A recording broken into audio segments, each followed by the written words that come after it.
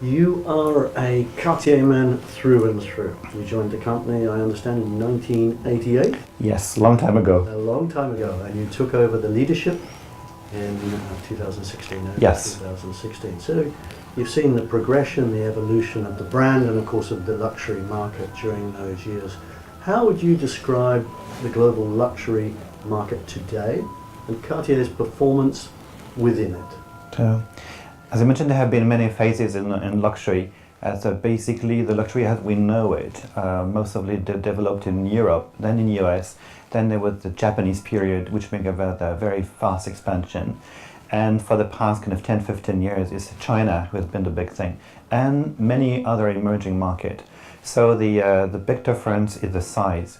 And it was something perceived before that luxury means something of exclusivity, something small. But in fact, thanks to the opening of big markets like China, it has become something big, which makes a difference in complexity quite substantial compared to what it was 20 or 30 years ago. So the current period is a good period where there's an economic growth, and key markets like China, Japan, rest of Asia, Europe, US are all performing quite well.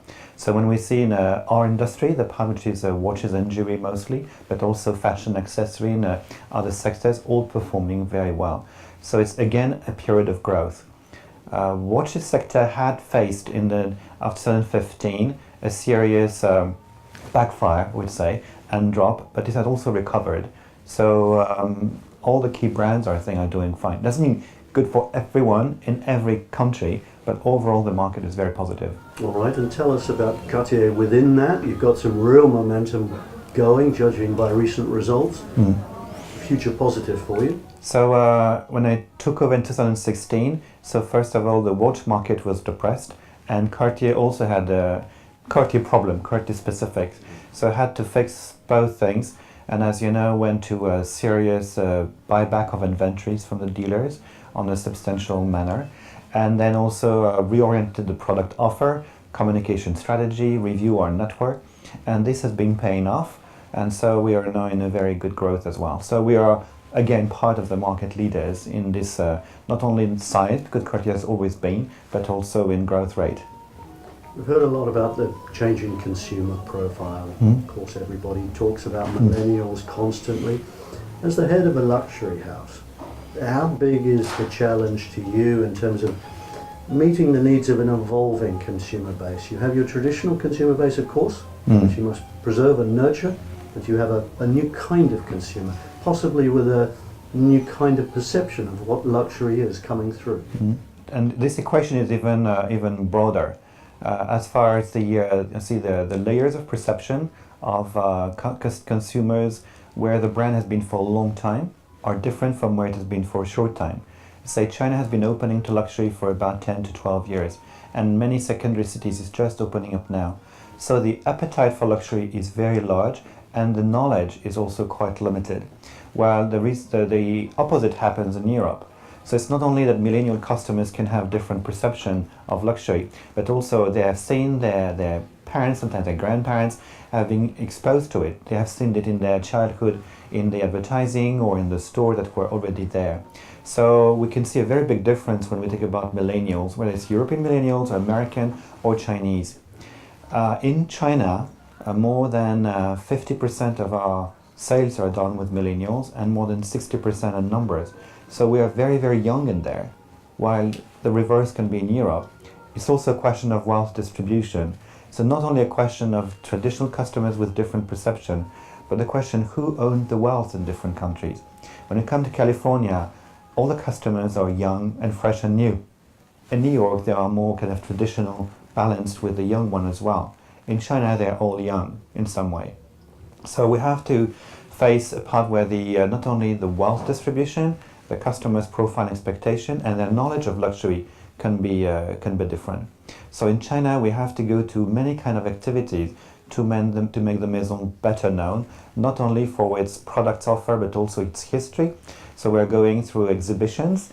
We had one this year in Shanghai, in the Power Station of Art of the Fondation Cartier pour l'Art Contemporain, where 200,000 visitors came. And so that's what it means for a luxury brand to be involved in culture from a long time. Also, we have a historical exhibition, and we'll have a major one in the Beijing Palace Museum next spring, because we have also to show what the brand has been for the past 150 years. And it's not known, but in Europe it's known. So we have to do different things. What we did in Paris was to have a hydro exhibition this summer, but then to open up the Rue de la Paix store to public, where some of the pieces were there, an explanation about how they were made, meeting also artisans and crafts, and we had people queuing up on the street. Because even if it was known, there was strong appetite for young people to know more about it and to meet that in real. So we have to have different activities in different places, depending on the history, how long we've been there, and what are the perception of people. A very interesting point, because when you took on the role, you talked about diving back into the Cartier heritage, Yes. which is a nice phrase, and indeed that's borne out by everything you're saying. So even despite this very profound change of the consumer, you're harking back traditional values, but perhaps communicating them in a more modern way. Yes, I think the key point with that, we're a timeless brand. What defines us is the designs that go through the test of time. It doesn't mean they age well, they don't age. When you look at Cartier product, you can define when it was created. The Justin Clou, which is doing very well now, was designed 50 years ago. The Tank American was designed 30 years ago, but based on a model designed 100 years ago. And you can find out that, because design lasts. So having fresh looks on things is what matter in our case. There were the questions say, do you want to do connected watches? I say, why? Because connected watches are a technology which is perishable. The promise is that the next one will be better than the one you have, that you have to drop it down someday. 10 years ago, there was no iPhone. In 10 years from now, they will be replaced by something else. But in 10 years from now, people can still appreciate the beauty of a Panther watch, because it's timeless. So we need to have fresh look, be modern in everything we do, but respect what has been the attraction of the Maison, of these timeless designs and beautiful things that we're surrounded with. So I say, what is connected to our emotion? So we don't need to connect to an iPhone that is connected to, we don't know where, in the cloud, to some big data that will be used by someone we don't even know. Yeah, lovely. It's always hard to look back on your own time and at the helm of a company, and you're 3 years into what will clearly be a much longer journey. But if you had to sum up where you've taken the company in those 3 years, what would you say? I would say put it back on the radar, give back its energy, and bring back consciousness of what is making it truly distinctive and how to make it anew. I said the image was when you come back to, or you buy an old palazzo or mansion and it's been surrounded by bushes, and so you clean the bushes, you open the windows, and you clean the walls to find the beautiful frescoes first. And when you do that, you realize how beautiful it is. Then you can make it more modern and add a little kind of aisle, but first you have to do that job. And I think the past 3 years was mostly doing that. Bring back Cartier on stage for what it's good at. And not trying to follow the trends, or not trying to follow the fashion, not trying to say, let's chase the very young millennials. Because very young millennials, they are teenagers. And teenagers are unstable in their perception. They grow their personality. Even if I think the young teenagers these days, they are much quieter than we were in our generation. Our generation was very rock and roll and opposing and fighting for freedom, for sex, for many things. There was May 68, there were Woodstock, there were many things that the young generation at that time was opposing the previous one in a much harder way. These ones are very mild, they're very nice, they want to engage, they want to be useful, they want to have impact, they want to have fun. They have a kind of very present and immediate things which in some way are candid, can look like a bit frivolous, but in some way there is a freshness in there, which is quite nice, compared to a world that can be looked as cynical or thing. So we have a young generation that's trying building itself in a nice way. But then for those slightly above, they're looking for the same thing. They come to us in a very nice way. There's a lot of fashion designer, bring new concept like Virgil Abloh for Off-White or Den Maglasalia for Balenciaga. They all wear Cartier. They're in their 30s. They are very stylish millennials and they love Cartier brand because it talks to them in what is the purity of design. So what we have to be conscious of is that. And what do we have to bring that gives some stability to those who are looking for it. Cyril, let's talk about the travel retail channel. You're here in Yes. Cannes this week at this grand event for the travel retail industry. Your company's had an interesting relationship with travel retail. It's certainly been very much to the fore in recent years, but you also questioned the channel, particularly the airport side of the business. It appears to me that you're really coming back in with a kind of new and concerted push into the channel. Yes. Is that the case, and how do you see the role of travel retail to Cartier? In fact, there is less and less different in travel retail and retail in itself, or even to say, even the e-commerce retail as a whole, because basically now all of our customers are traveling. There's less and less different for those who say are local or those who are international clients. Europe is full of international clients who are coming from one city to the next. I'm traveling all the time, I'm sure you're traveling all the time. And so if you think, what are the different places where you have occasion to face luxury? In fact, downtown shopping environment, when they are geared for foreigners, for tourists, like in London, Harrods is a place where foreigners come and see what can be offered in there. But they also go through Heathrow Airport. Or in the French, they also love shopping in Paris, but they also stop in Charles de Gaulle. And so in some way, having a presence in this key airport where people pass by and also want to have an occasion to see and to discover or to try on or to buy is becoming increasingly important. In this case, it depends on which airport. It's the same question, and when you have a shopping mall or when you have a street, I say which one is becoming, I think, a luxury street. In London, you have very few areas in there, like Newbourne Street, like Knightsbridge, Sloane Street. Not so many are luxury streets. The same for airports. So now are becoming really a nice luxury environment where customers who travel want to find also something, either because they have time at that time or because it just passed by. So the notion of what is retail and travel retail has been blurring. And so we reconsidered our presence in there. So we must have something which is visible, nice, and can give the customers the experience they expect at that moment. And if we can follow them, either at that moment or in our customer database or through digital, then we can also treat them in different places. I was very surprised when I visited the Heathrow T5 store, where it's mostly European traveling in there. It's not the traffic for Asia. And the loyalty rate of our customers was 15%, more than in Selfridges, which means that most of them are constantly moving from London to different places, and they like to stop there at a time when on the Mondays or Fridays they have sometimes to enjoy it. And then we can do some events with them in central London, or if they live more in Frankfurt or Zurich because they are bankers, then we can also treat them there. So we can build loyalty even through that channel.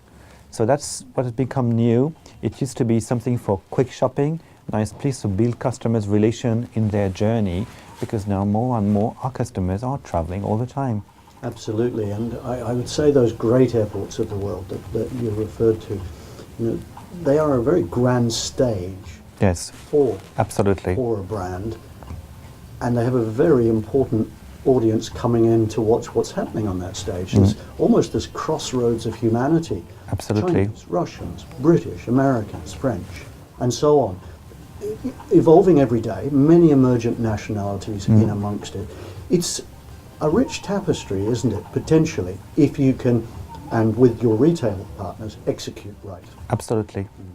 That's why this change in consumer behavior and what they expect from airport and how the entire profession has changed their view has been the key driver. So we should reconsider. So what would travel retail success look like to you? Well, a travel retail success would be the same as other retail success, meaning when you have a beautiful presence in key areas where they are building good image for luxury brand, and when customers can find there the experience they want. Meaning have to take into account that mostly in airport they have limited time, but the more you can work with them on some services for them, then it can be fine too. So through digital or through other experience, you can do things. If you find a contact with the customers in there and that quick transaction, and then you invite to a beautiful show somewhere else, then you build your relationship with them. And you find a moment where they expect something quick, and it's okay. It's like you can go to a restaurant, there are some moments you enjoy in a storied restaurant that have a long service and a lot of atmosphere around. But sometimes you want something quick. So usually you choose a different restaurant. But you may want to have a good food. It's not that it's been fast and bad. And that's where the new kind of either a Spanish tapas or some Japanese kind are both quick and excellent. Something simple, casual, and that's meeting some different needs. So we have to find that the same customers may want something different if they have time or they don't have time. We had interesting customers questionnaire and say, if we buy something for a 10th wedding anniversary, we want to spend as time as needed to try on, to check, to think, and come back 2 or 3 times. If we want to buy something for our daughter's birthday, and she knows what she wants, we want to have it shipped to her place because she's living in a different city. So on that, e-commerce or call center would be perfect because she knows what she wants and we want it to be delivered to her place on time. So we have to adjust to this kind of customer's life, not say there are different kind of customers have different needs. Same customers have different needs, different period on different occasion. If we understand that properly, we can have retail, travel retail, e-com, communication, events, all working for having them enjoy the maison at different time of their life. So you're 3 years in, Cyril, to your role as President and CEO. Any surprises and any highlights that stand out during that time? Well, the surprise from the outside world is that volatility has increased, and so we can see a significant move in very short time. We have seen recently a V-shaped recovery in Hong Kong that took everyone by surprise. We thought one day it will recover, and when it recovered, it was really, really sharp. So the movements are really big. But similarly, I thought it would take quite some time to change the brand perception or the brand energy, but in fact, it went very quickly. So in fact, when the fundamentals are there, things can move very quickly. All right. Tell us about your own business philosophy as a leader. What excites you when you get up in the morning and go to work? What is driving Cyril Vigneron? So doing things right and thinking about, say, clearing a vision. I think there have been some comments or perceptions that only the paranoid survive. That you have to be really, really harsh and on alert that anything can happen. I really disagree with that. I think that when you give motivation and purpose and vision and inspiration, then it motivates and makes the energy really flow. And when the energy flows, especially in industry like luxury, it really works well. And so far, I think it's going quite well.